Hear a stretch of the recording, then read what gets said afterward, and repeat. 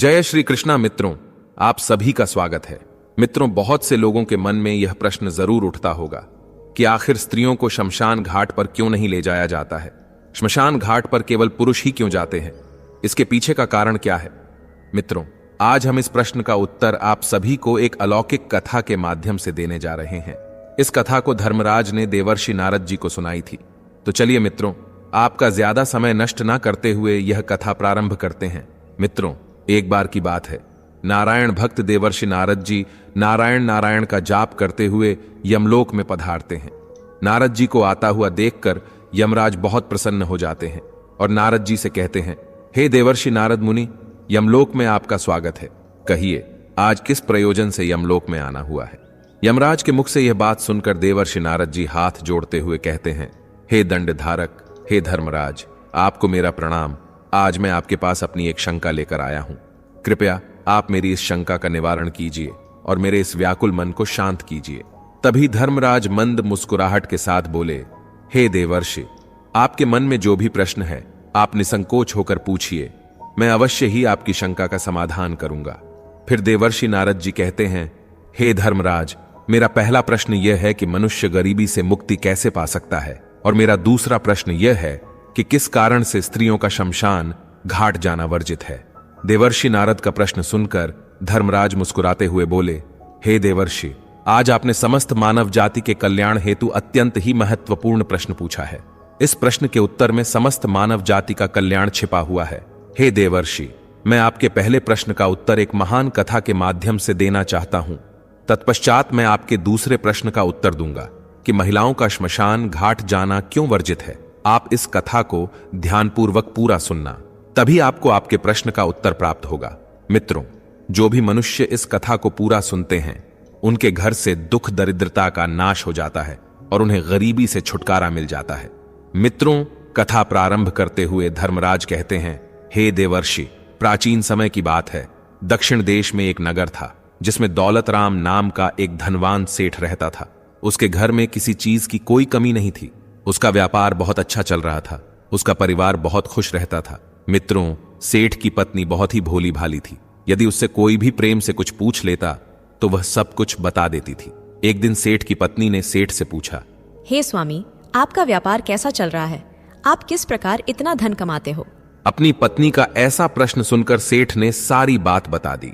सेठ ने कहा, हे प्रिय, मैं अनाज का व्यापार करता हूं। मैं गांवों में जाकर छोटे छोटे किसानों से अनाज खरीदता हूं और उसे महंगे दामों में शहर में बेच देता हूं, जिसके कारण मुझे अधिक धन की प्राप्ति होती है। अपने पति की यह बात जानकर सेठानी बहुत प्रसन्न हुई। उसने सोचा, मेरे पति तो बहुत ही बुद्धिमान है और यह बात तो सारे नगर वालों को पता होनी चाहिए कि मेरा पति कितना बुद्धिमान है, जिसके कारण वह इतना ज्यादा धन कमाते हैं। मित्रों, किसी ने सच ही कहा है कि स्त्रियों को बात पचती नहीं है, वह किसी न किसी रूप में अपनी बात कह देती है। वही हाल सेठ की पत्नी का था। अब सेठ की पत्नी ने पूरे नगर में यह बात फैला दी कि कैसे उसके पति अपनी बुद्धि का प्रयोग करके इतना धन कमाते हैं। जब यह बात नगर के लोगों को पता चली तो वे सभी भी अनाज का व्यापार करने लगे। सेठ जो पहले कम दाम में अनाज खरीदता था, अब वही अनाज उसे महंगे दामों में खरीदना पड़ता था, क्योंकि अनाज खरीदने वालों की संख्या बढ़ गई थी। अब सेठ को व्यापार में घाटा आने लगा। धीरे धीरे वह गरीब होता चला गया। सेठ का व्यापार डूबने लगा। यह देखकर वह बहुत चिंतित हो गया। उसे समझ में नहीं आ रहा था कि वह क्या करे। वह चुपचाप एकांत में बैठा हुआ था। तभी द्वार पर एक साधु महात्मा भिक्षा मांगने आते हैं। साधु महात्मा की आवाज सुनकर सेठ की पत्नी ने दरवाजा खोला और साधु महात्मा को प्रणाम किया। फिर साधु महात्मा ने सेठानी से कहा, हे पुत्री, क्या मुझे भोजन मिल सकता है? मैंने कई दिनों से भोजन नहीं किया है। तभी सेठ की पत्नी ने कहा, हे ब्राह्मण देवता, आप घर के अंदर पधारिए, आपका स्वागत है। उसने साधु महात्मा को बैठने के लिए आसन दिया और वह साधु महात्मा के लिए भोजन बनाने के लिए रसोई घर में चली गई। मित्रों, थोड़ी देर बाद वह साधु महात्मा के लिए तरह तरह के व्यंजन बनाकर लाई और साधु महात्मा को खाने के लिए दिया। साधु महात्मा ने भोजन किया और विश्राम करने लगे। तभी सेठ जी वहां पर आ गए और उन्होंने साधु महात्मा को प्रणाम किया और शांत भाव से उनके समीप बैठ गए। सेठ को इस प्रकार चिंतित देख साधु महात्मा ने कहा, हे पुत्र, क्या बात है? आप अशांत लग रहे हो। तुम्हारी चिंता का क्या कारण है? तब सेठ कहता है, हे ब्राह्मण देवता, मेरा व्यापार बंद होने वाला है और यही बात सोच सोच कर मैं परेशान हूं। तब वह साधु महात्मा कहते हैं, हे पुत्र, क्या तुमने अपने व्यापार के बारे में किसी को बताया था कि तुम किस प्रकार धन अर्जित करते हो? तब सेठ कहता है, हे ब्राह्मण देवता, मैंने यह बात सिर्फ मेरी पत्नी को बताई थी, क्योंकि उसने मुझसे मेरे धन अर्जन के बारे में पूछा था। तब साधु महात्मा कहते हैं, हे पुत्र, तुम्हें यह बात किसी को भी नहीं बतानी चाहिए थी, फिर चाहे वह तुम्हारी पत्नी ही क्यों ना हो। हे पुत्र, आज मैं तुम्हें एक कहानी के माध्यम से बताऊंगा कि चाहे कितने ही करीबी हो, लेकिन ये 3 बातें किसी को मत बताना। यदि आप इन तीनों बातों का पालन करोगे तो गरीबी आपके आसपास भी नहीं आएगी। मित्रों, फिर साधु महात्मा कहानी सुनाते हुए कहते हैं, हे पुत्र, प्राचीन काल में किसी गांव में एक गरीब आदमी रहता था। वह बहुत ज्यादा दरिद्रता में डूबा हुआ था और उसे कोई काम भी नहीं मिल रहा था। अंत में थक हार कर अपने परिवार का भरण पोषण करने के लिए उसने शहर में जाकर कुछ कार्य करने का सोचा। ऐसा निश्चय कर वह जंगल के रास्ते से होता हुआ शहर की ओर जाने लगा। काफी लंबा रास्ता तय करने के कारण वह थक गया था, इसलिए वह विश्राम करने के लिए उचित स्थान खोजने लगा। तभी उसकी नजर एक वट वृक्ष पर पड़ी, जो अपने चारों ओर एक विशेष आभा बिखेर रहा था। फिर वह बेचारा गरीब आदमी उसकी शीतल छाया के नीचे में बैठकर आराम करने लगा। वह वट वृक्ष बहुत लंबा चौड़ा था और उस पर एक एक तोता मैना का घोंसला भी था। कहानी आगे कहते हुए वह साधु महात्मा कहते हैं, हे पुत्र, जब वह गरीब आदमी उस वृक्ष के नीचे आराम कर रहा था, तभी उसने एक सर्प को जल्दी जल्दी उस वृक्ष पर चढ़ते हुए देखा। उसके मन में ख्याल आया कि यह सर्प इतनी तेजी में ऊपर क्यों जा रहा है। तभी उसकी नजर वृक्ष के ऊपर मौजूद तोता और मैना के बच्चों की तरफ गया। वह समझ गया कि यह सर्प उन बच्चों को खाने के लिए ही ऊपर जा रहा है। उन बच्चों की सर्प से भयभीत देखकर उस गरीब आदमी के मन में दया आ गई और वह सोचने लगा कि बच्चे तो बच्चे होते हैं, चाहे किसी के भी हो। इतना सोचकर उस गरीब आदमी ने उस वृक्ष की एक टहनी तोड़ी और सर्प पर प्रहार कर दिया। डर के मारे सर्प पेड़ से नीचे उतरकर जंगल की ओर भाग गया। बच्चों की जान बचने के बाद वह गरीब आदमी फिर से उस वृक्ष के नीचे विश्राम करने लगा। तोता और मैना के बच्चे उस भले गरीब आदमी को मन से दुआएं देने लगे।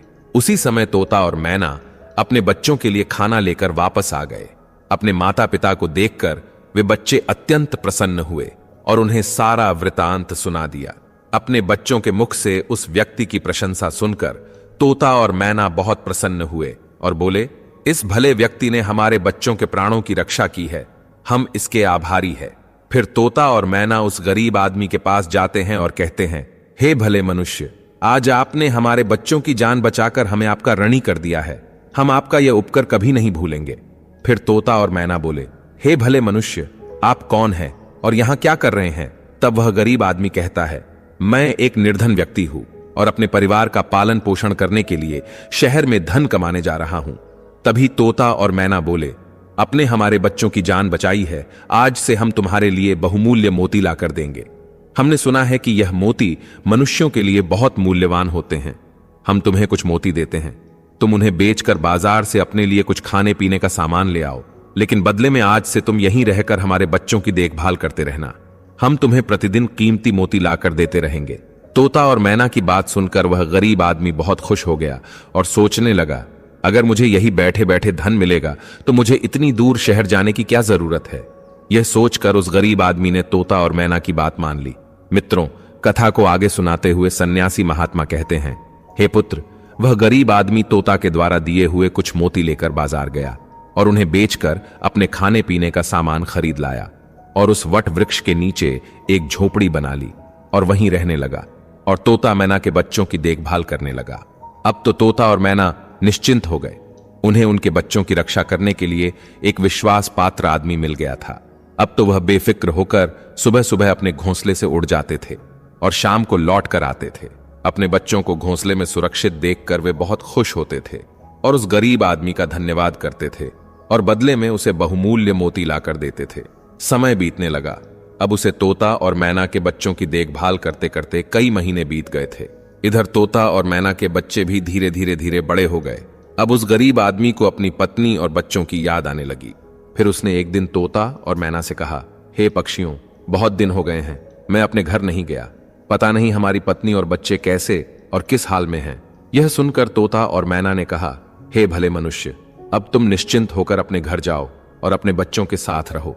हमारे बच्चे भी अब उड़ने के काबिल हो गए हैं। अब मुझे कोई भय नहीं है। तुम अपनी पत्नी और बच्चों की देखभाल करो। यदि कभी तुम्हें हमसे मिलने का मन करे तो तुम इसी स्थान पर आ जाना।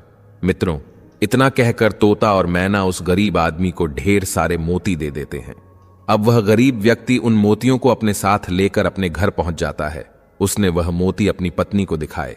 इतने सारे मोती एक साथ देखकर उसकी पत्नी बहुत प्रसन्न हुई और उसने पूछा, पतिदेव, तुम यह कीमती मोती कहाँ से लेकर आए हो? तब उस आदमी ने अपनी पत्नी से तोता और मैना के बच्चों की देखभाल करने और उसके बदले में मोती मिलने की सारी घटना का वृतांत सुना दिया और कहने लगा, यह मोती बहुत कीमती और अनमोल है। इन्हें बेचकर हम धनवान बन सकते हैं और इस गरीबी के अभिशाप से बाहर निकल सकते हैं। मित्रों, आगे सन्यासी महात्मा सेठ से कहते हैं, हे पुत्र, अब वह आदमी उन मोतियों को बेचकर बाजार से अपने घर का सारा जरूरी सामान ले आया और अपने लिए एक बहुत ही सुंदर घर बनवाया। फिर वह अपनी पत्नी और बच्चों के साथ आराम की जिंदगी जीने लगा। मित्रों, फिर एक दिन उस राज्य के राजा अमरदेव की तबीयत अचानक खराब हो गई और वह एक गंभीर रोग से ग्रसित हो गया। दूर दूर से बड़े बड़े वैद्य हकीम राजा का इलाज करने के लिए आने लगे और अपने अपने तरीके से इलाज करना शुरू कर दिया, लेकिन राजा के स्वास्थ्य में कोई सुधार नहीं हुआ। फिर एक दिन राजकीय वैद्य ने कहा, महाराज, इसका एकमात्र इलाज यही है कि आपको किसी तोते के बच्चे का मांस मिल जाए तो आप बिल्कुल ठीक हो सकते हैं। वैद्य की यह बात सुनकर राजा अमरदेव ने अपने मंत्री को बुलाया और कहा, जाओ, इसी समय राज्य में घोषणा करवा दो कि जो भी व्यक्ति राजा को तोता लाकर देगा उसे 200 स्वर्ण मुद्राएं उपहार में दी जाएंगी। राजा के आदेशानुसार मंत्री ने सारे राज्य में घोषणा करवा दी। यह बात पूरे राज्य में हवा की तरह फैल गई। अब नगर के लोग तोते की तलाश में इधर उधर जंगलों में जाने लगे, लेकिन किसी को भी तोता नहीं मिला। अंत में सबके हाथ में निराशा ही आई। मित्रों, आगे की कथा सुनाते हुए सन्यास महात्मा सेठ से कहते हैं, हे पुत्र, एक दिन उस गरीब आदमी की स्त्री अपने पड़ोस में कुछ स्त्रियों के साथ बैठकर बात कर रही थी। तभी बातों ही बातों में उन सब के बीच तोते की चर्चा छिड़ गई। तभी एक स्त्री उस गरीब आदमी की पत्नी से बोली, बहन, क्या तुम्हें पता है कि राजा किसी गंभीर रोग से ग्रसित है, जिनके इलाज के लिए वैद्य ने एक तोता लाने के लिए कहा है और राजा ने सभी नगरवासियों से तोता लाने का आदेश दिया है और साथ में जो भी तोता लेकर आएगा उसे 200 स्वर्ण मुद्राएं उपहार में मिलेंगी। परंतु हे बहन, तोता लाना कोई आसान काम नहीं है। इतना ही आसान काम होता तो राजा के पास इतने सैनिक हैं, वह कब का ले आते। मित्रों, जब उस गरीब आदमी की पत्नी ने यह बात सुनी तो यह सुनकर वह बहुत खुश हो गई और उसने कहा, अरे बहन, तोता लाना कौन सी बड़ी बात है। मेरे पति तो कई महीने तक तोता और मैना के बच्चों की देखभाल करके आए हैं। वह एक नहीं, कई तोते ला सकते हैं। इतना कहने के बाद वह अपने घर चली गई। नगर की स्त्रियों ने जब उसकी यह बात सुनी तो उन्होंने अपने अपने पतियों को जाकर यह बात बताई। धीरे धीरे यह बात पूरे नगर में फैल गई। जब यह बात राजा अमरदेव को पता चली कि उनके राज्य में एक व्यक्ति है जो तोता और मैना के बच्चों की देखभाल करता था और वह उसके लिए तोता लेकर आ सकता है, तो राजा ने तुरंत अपने सैनिकों को आदेश दिया कि जाओ, उस आदमी को पकड़कर मेरे सामने उपस्थित करो। राजा का आदेश पाकर राजा के सैनिक उस आदमी को पकड़कर राजा के सामने लाकर खड़ा कर देते हैं। राजा ने उससे क्रोधित होकर कहा, इतने दिनों तक तुमने मुझे तोता लाकर क्यों नहीं दिया? जाओ, इसी क्षण तोता लेकर आओ। यदि तुम मेरे लिए तोता लेकर आओगे तो मैं तुम्हें उपहार दूंगा, परंतु तुमने छल करने की कोशिश की तो तुम्हें मृत्यु दंड की सजा मिलेगी। राजा की यह बात सुनकर वह आदमी घबरा गया और बोला, हे महाराज, आप मेरे प्राण ले लो, पर मैं आपको तोता का बच्चा लाकर नहीं दे सकता। मैंने तो उनकी जान बचाई थी। एक रक्षक भक्षक कैसे बन सकता है? उसकी इस बात को सुनकर राजा अमरदेव उस पर क्रोधित होते हुए बोले, अगर तुमने हमारी बात नहीं मानी और तोता का बच्चा लाकर नहीं दिया तो हम तुम्हारी पत्नी और बच्चों को मरवा देंगे। मित्रों, आगे सन्यासी महात्मा सेठ से कहते हैं, हे पुत्र, मनुष्य सबसे ज्यादा कमजोर तब पड़ता है जब उसके बच्चों की सुरक्षा की बात आती है। ऐसे में वह कुछ भी करने को मजबूर हो जाता है। राजा की बात सुनकर वह गरीब आदमी बहुत घबरा गया। उसने सोचा कि अब मुझे किसी भी तरह तोते का बच्चा लाकर राजा को देना ही होगा। वह गुस्से में घर आया और अपनी पत्नी को डांटने लगा और बोला, तुमने यह क्या अनर्थ कर दिया? तुम्हें बिल्कुल भी समझ नहीं है कि हम क्या करते हैं और कहां जाते हैं। यह बात किसी को नहीं बतानी चाहिए, लेकिन तुमने तो यह बात नगर की स्त्रियों को बता दिया। तुम्हारी यह बात उस दुष्ट राजा अमरदेव तक पहुंच गई। तुम ही बताओ, अब मैं क्या करूं? जिस तोता और मैना के बदौलत आज हमें खाने को भोजन, रहने को नया घर और पहनने को अच्छे वस्त्र मिले हैं, जिनके कारण हम गरीबी के दलदल से बाहर निकले हैं, मैं उनके साथ इतना बड़ा धोखा कैसे कर सकता हूं? तुमने यह बात उन महिलाओं को बताकर बहुत बड़ी भूल की है। फिर जब उसका गुस्सा शांत हुआ तो उसने अपनी पत्नी को समझाते हुए कहा, प्रिय, अपने घर की कुछ बातें दूसरों से कभी नहीं कहनी चाहिए। पहली बात यह है कि आपके घर में कितना धन है और आपकी कमाई का स्रोत क्या है, ये बातें दूसरों से कभी नहीं बतानी चाहिए। दूसरी बात यह है कि घर में आपसी प्रेम की बातें, पति पत्नी के प्रेम की बातें बाहर वालों के सामने नहीं करनी चाहिए। तीसरी बात यह है कि आपसी लड़ाई, झगड़े, मतभेद, मान अपमान की बातें कभी दूसरों के सामने नहीं करनी चाहिए, वरना लोग हमारी गुप्त बातें जानकर हमारी कमजोरी को समझकर हमारा फायदा उठाते हैं। और चौथी बात यह है कि अपनी कमजोरी दूसरों के सामने ना बताएं और अपनी उन्नति का राज किसी को ना बताएं। इन बातों के कहने से परिवार पर संकट आ सकता है। मित्रों, आगे सन्यासी महात्मा सेठ से कहते हैं, हे पुत्र, वह गरीब आदमी अपनी पत्नी से बोला, हे प्रिय, तुम्हारी यह एक गलती आज हमारे परिवार को मौत के मुंह में डाल रही है। यदि तुमने इस बात को छुपा लिया होता तो आज हम निर्भय होकर अपने घर में खुशहाल जीवन व्यतीत कर रहे होते। अब राजा की आज्ञा है तो तोता का बच्चा लाकर राजा को देना ही पड़ेगा। यदि मैंने उनके आदेश की अवहेलना की तो वह पूरे परिवार को मृत्युदंड दे देंगे। इस पाप के लिए भगवान मुझे कभी माफ नहीं करेंगे। जिन बच्चों की मैंने इतने दिन देखभाल करी, जिन्हें मैंने काल का ग्रास होने से बचाया है, अब मैं उन्हें किस प्रकार मौत के मुंह में डाल सकता हूं। तभी उसकी पत्नी कहने लगी, हे पतिदेव, अब तो जो होना था हो गया। अब हमें अपनी और बच्चों की जिंदगी बचानी है, इसलिए आपको यह पाप करना ही पड़ेगा। फिर वह गरीब आदमी बहुत ही उदास मन से लाचार होकर जंगल की ओर चल पड़ा, जहां वह तोते के बच्चों की देखभाल करता था। उधर जब तोता और मैना के बच्चों ने उस गरीब आदमी को अपने पास आता हुआ देखा तो वे बहुत खुश होने लगे। मित्रों, वह तोता बहुत ही बुद्धिमान और साफ दिल का था। वह अपने आसपास हो रही सभी घटनाओं की जानकारी रखता था। अपने बच्चों को इतना खुश देखकर तोता कहने लगा, अरे बच्चों, तुम इतने खुश क्यों हो रहे हो? वह तो तुम में से किसी एक को लेने आ रहा है। तुम में से कौन है जो आज उसके साथ जाकर उसकी और उसके बच्चों की जान बचाएगा? फिर तोता कहता है कि बच्चों, लेकिन एक बात याद रखना, तुम में से जो भी उसके साथ जाएगा वह कभी लौट कर नहीं आएगा। वह नगर के राजा का भोजन बन जाएगा। तोते ने अपने बच्चों को राजा की बीमारी और उसके इलाज के बारे में अपने बच्चों को बता दिया। तभी उनमें से एक बच्चा कहने लगा, पिताजी, उस आदमी ने ही हम सबकी जिंदगी बचाई है और आज वह आदमी बहुत बड़ी मुसीबत में है। ऐसे समय में हमें भी उसकी मदद करनी चाहिए, चाहे उसमें हमारी जान ही क्यों ना चली जाए। हम उसके साथ जरूर जाएंगे। उधर वह आदमी उदास मन से उस वटवृक्ष के पास आता है और तोता मैना से दुखी मन से सारी व्यथा सुना देता है। उसकी बात सुनकर तोता मैना कहते हैं, हे भाई, आप चिंता ना करो, हमारे बच्चे तुम्हारे साथ जाने के लिए तैयार हैं। तुम इनमें से किसी एक को ले जाओ। अब वह गरीब आदमी दुखी मन से एक तोते के बच्चे को लेकर लौट आता है और सीधा राजमहल में जाकर राजा को दे देता है। राजा उस तोते के बच्चे को एक पिंजरे में बंद करवा देता है और अपने नौकर से कहता है, जाओ, इसे सुरक्षित स्थान पर रख दो, कल हम इसका मांस खाएंगे। राजा के कहे अनुसार नौकर उस तोते के बच्चे को सुरक्षित स्थान पर रख देता है। मित्रों, सन्यासी महात्मा आगे की कथा सुनाते हुए सेठ से कहते हैं, हे पुत्र, राजा अमरदेव का एक पुत्र था जिसका नाम दक्ष था। वह बहुत ही दयालु था। वह जीव जंतुओं और पशु पक्षियों से बहुत प्रेम करता था। उसे यह नहीं पता था कि यह तोता उसके पिता के खाने के लिए लाया गया है। राजकुमार दक्ष अपने कुछ मित्रों के साथ उसी स्थान पर खेल रहा था जहां तोते का बच्चा पिंजरे में बंद करके रखा गया था। राजकुमार ने जब एक सुंदर तोते के बच्चे को पिंजरे में बंद देखा तो उसने पिंजरा खोल दिया। पिंजरा खुलते ही तोते का बच्चा आकाश में उड़ गया। जब यह बात राजा अमरदेव को पता चली कि राजकुमार दक्ष ने तोते को स्वतंत्र कर दिया है और अब उसके प्राण बचाना बहुत ही मुश्किल है, यह सुनकर राजा को राजकुमार दक्ष पर बहुत गुस्सा आया। उन्होंने तुरंत राजकुमार को बुलाया और क्रोधित होकर कहा, अरे दुष्ट, तूने उस तोते के बच्चे को क्यों छोड़ दिया? तुझे पता भी है वह कितनी मुश्किल से मिला था। अपने पिता को क्रोधित देखकर राजकुमार बहुत घबरा गया और बोला, पिताजी, मुझे क्षमा कर दीजिए। मुझे नहीं पता था कि वह पिंजरे से बाहर आते ही उड़ जाएगा। मुझे तो उसके साथ खेलना था। अपने पुत्र की यह बात सुनकर राजा को और गुस्सा आ गया और उन्होंने उसे राज्य से बाहर निकाल दिया। उधर वह तोते का बच्चा उड़कर अपने माता पिता के पास पहुंचता है और उन्हें सारी बात बताता है कि राजा के बेटे ने उसे आजाद कर दिया है। तोता और मैना ने जब अपने बच्चे को देखा तो कहा, बेटा, राजकुमार ने तुम्हें तो आजाद कर दिया, लेकिन वह स्वयं संकट में फंस गया है। उसके दुष्ट पिता ने उसे राज्य से बाहर निकाल दिया है। अब उसके देखभाल की जिम्मेदारी तुम्हारे ऊपर है। तुम जाओ और उसकी मदद करो। अपने माता पिता के कहने पर तोते का बच्चा राजकुमार की मदद करने के लिए उसके पास पहुंच जाता है। राजकुमार उसे देखते ही पहचान लेता है कि यह तो वही तोता है जिसे मैंने पिंजरे से आजाद किया था। राजकुमार कहता है, तुम्हारी वजह से मुझे मेरे पिता ने नगर से निकाल दिया है, अब तुम ही बताओ मैं क्या करूं, कहां जाऊं।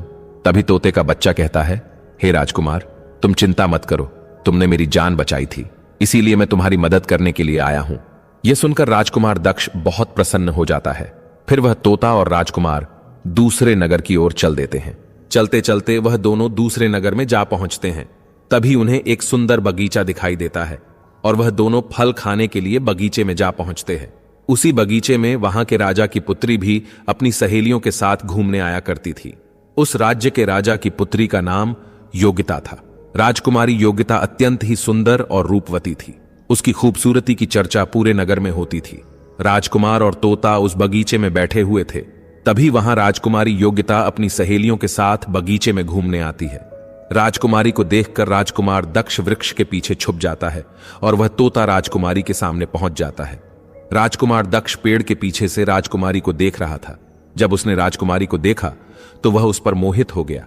कुछ समय बगीचे में टहलने के बाद राजकुमारी योगिता अपने महल में लौट जाती है।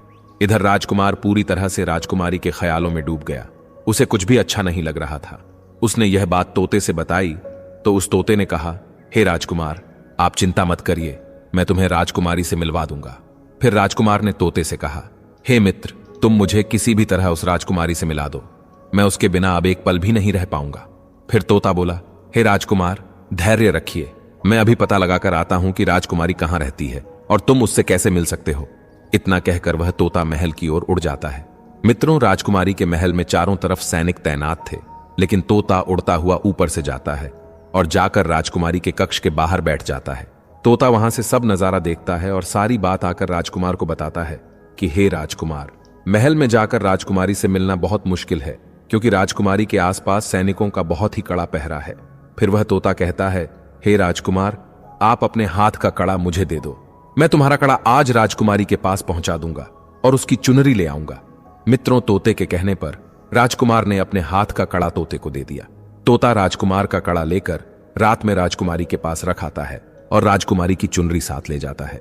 सुबह जब राजकुमारी योगिता जागती है तो देखती है कि उसकी चुनरी गायब है और उसके पास एक हाथ का कड़ा रखा हुआ है। राजकुमारी तुरंत समझ जाती है कि रात में कोई पुरुष उसके कक्ष में आया था। यह सब देखकर राजकुमारी बहुत व्याकुल हो जाती है और अपने सभी सैनिकों को सावधान कर देती है और कठोरता से अपने सैनिकों से पूछती है कि रात में उसके कक्ष में कौन आया था, लेकिन किसी के पास कोई जवाब नहीं होता। अब राजकुमारी के कक्ष की सुरक्षा और बढ़ा दी जाती है। दूसरे दिन रात होते ही वह तोता फिर से राजकुमारी के कक्ष में जाता है और राजकुमार द्वारा लिखी हुई चिट्ठी को राजकुमारी के पास रख आता है। अगले दिन जब राजकुमारी जागती है और चिट्ठी पढ़ती है तो उसमें लिखा होता है कि राजकुमारी, मैंने जब से तुम्हें देखा है मैं तुम पर मोहित हो गया हूं, मैं आपसे विवाह करना चाहता हूं। अगर तुम्हें मुझसे मिलना है तो तुम अपने बगीचे में आ जाना, मैं तुम्हें वहां मिल जाऊंगा। अगले दिन सुबह होते ही राजकुमारी अपनी सहेलियों को लेकर बगीचे में जाती है, लेकिन वहां उसे कोई भी नजर नहीं आता। वहां तो सिर्फ वही तोता घूम रहा होता है जिसे उसने उस दिन देखा था। तोता राजकुमारी से कहता है, हे राजकुमारी, तुम जिसे खोज रही हो मैं तुम्हें उससे मिला सकता हूं, लेकिन पहले तुम मुझे वचन दो कि तुम यह बात अपने पिता से नहीं बताओगी और उसे किसी भी तरह से नुकसान नहीं पहुंचाओगी। फिर राजकुमारी ने वचन दिया कि वह उसे कुछ भी नहीं करेगी। मित्रों, राजकुमारी यह जानना चाहती थी कि आखिर वह कौन है जो इतने सख्त पहरे के बावजूद भी उसके कक्ष में जा पहुंचा। मित्रों, राजकुमारी के कहने पर तोते ने राजकुमार को बुलाया। फिर राजकुमार वृक्ष के पीछे से बाहर आया। मित्रों, राजकुमार की सुंदरता देखकर राजकुमारी भी उस पर मोहित हो गई और दोनों एक दूसरे को देखने लगे। तभी राजकुमारी ने पूछा, तुम कौन हो और इतने कड़े पहरे के बाद भी तुम मेरे कक्ष तक कैसे पहुंच गए? राजकुमार बोला, हे राजकुमारी, जब किसी से सच्चा प्रेम होता है तो कोई भी कार्य असंभव नहीं होता। जब से मैंने तुम्हें देखा है तब से मैं तुम्हें प्रेम करने लगा हूं और तुमसे विवाह करने की इच्छा रखता हूं। मित्रों, जब राजकुमारी ने पूछा कि तुम कौन हो और कहां से आए हो, तब राजकुमार ने अपनी पूरी कहानी उसे सुनाई। राजकुमार की कहानी सुनने के बाद राजकुमारी के मन में उसके लिए सहानुभूति हो गई। अब तो रोजाना राजकुमारी योगिता उस राजकुमार से मिलने उस बगीचे में आया करती थी। एक दिन राजकुमारी ने कहा, हे राजकुमार, मेरे पिता तुम्हारे साथ मेरा विवाह कभी नहीं करेंगे, इसलिए मैं तुम्हारे साथ भाग चलती हूं और कहीं दूसरी जगह चलकर हम अपना विवाह कर लेंगे और आनंद पूर्वक रहेंगे। राजकुमारी के कहने पर राजकुमार दक्ष उसे अपने साथ लेकर दूसरे राज्य में चले जाते हैं और गंधर्व विवाह करके एक दूसरे के साथ रहने लगते हैं। दोनों को साथ रहते काफी समय बीत जाता है। एक दिन उनकी झोपड़ी में किसी तरह से आग लग जाती है और उसी आग को बुझाने के चक्कर में उस तोते का एक पंख जल जाता है। फिर वह तोता राजकुमार से कहता है, हे राजकुमार, अब आप अपने राज्य चले जाइए। अब आपके पिता का गुस्सा भी शांत हो चुका होगा। अब आपके पिता आपसे कुछ नहीं कहेंगे।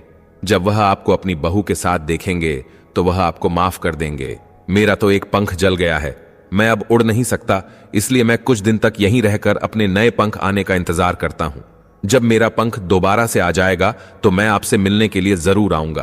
तोते के कहने पर राजकुमार और राजकुमारी उदास मन से तोते को अकेला छोड़कर अपने नगर के लिए चल देते हैं। चलते चलते रास्ते में उन्हें एक नदी मिली। उस नदी पर एक नाविक नाव चलाता था। राजकुमार अपनी पत्नी को लेकर नाव में बैठ जाता है।